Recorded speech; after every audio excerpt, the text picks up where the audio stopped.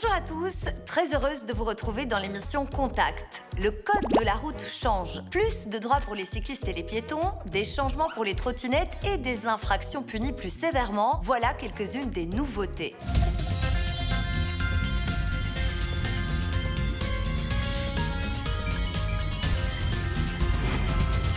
La mobilité douce séduit toujours plus de Belges. Résultat, le code de la route s'adapte avec 6 nouvelles mesures. L'objectif, c'est de mieux protéger les usagers faibles. Du côté des cyclistes, ils gagnent en sécurité. Les conducteurs de vélos cargo, de go-kart ou encore de tricycles de moins d'1 mètre de large ont à présent les mêmes droits que les vélos. Je vous propose de voir d'ailleurs ce que ça donne en pleine circulation. Maintenant, les quadricycles et les tricycles de moins d'1 mètre sont assimilés aux vélos et donc peuvent suivre les règles applicables aux cyclistes, c'est-à-dire emprunter piste cyclable, être sur un sas vélo, prendre le Ravel ou être sur une zone piétonne comme ici, pour autant que le logo vélo soit indiqué à l'entrée.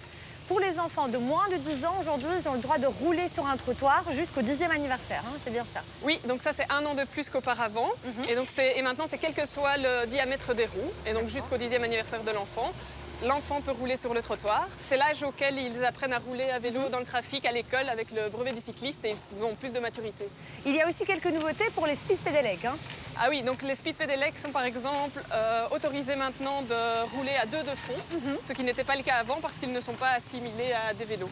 Hors agglomération, les voitures doivent laisser une distance d'1,50 m au lieu d'1 mètre pour dépasser un cycliste. Des centimètres, on va le voir, qui font toute la différence.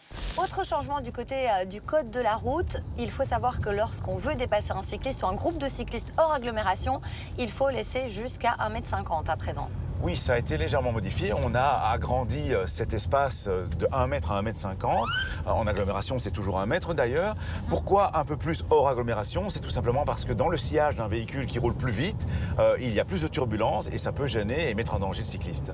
Autre mesure, le feu vert intégral pour cyclistes. Il est déjà adopté d'ailleurs à Anvers ou encore dans de nombreuses villes néerlandaises. En fait, il permet aux vélos et aux piétons, peu importe leur direction, de traverser ensemble les carrefours. Pendant ce temps-là, le reste du trafic est arrêté. Si vous avez une trottinette électrique, cela vous concerne. Plus de limitation à 18 km/h, elles peuvent à présent monter jusqu'à 25, de quoi faciliter les montées, mais toujours pas d'obligation de porter un casque. Camille, gros changement dans le code de la route. Les trottinettes électriques maintenant montent jusqu'à 25 km/h et le casque, lui, par contre, il n'est toujours pas obligatoire. La vitesse maximale pour les trottinettes a en effet été relevée, c'est dans l'objectif d'harmoniser la réglementation au niveau européen. Donc du coup, Bruxelles Mobilité recommande vraiment le port du casque. On va circuler à 25 km/h en ville. Avec un accident, vous avez 15% de chance de subir un trauma crânien parce que la tête est particulièrement exposée. Donc vraiment, continuez à porter le casque. Parfait, je le garde. Pour ces propriétaires, il n'y a plus d'obligation de souscrire à une assurance auto. Depuis ce 1er juin, les propriétaires de trottinettes électriques n'ont plus besoin de souscrire à une assurance auto. Alors c'est vrai, il n'y a plus d'obligation d'assurance. Par contre, on risque encore toujours de provoquer un accident, donc d'avoir une responsabilité.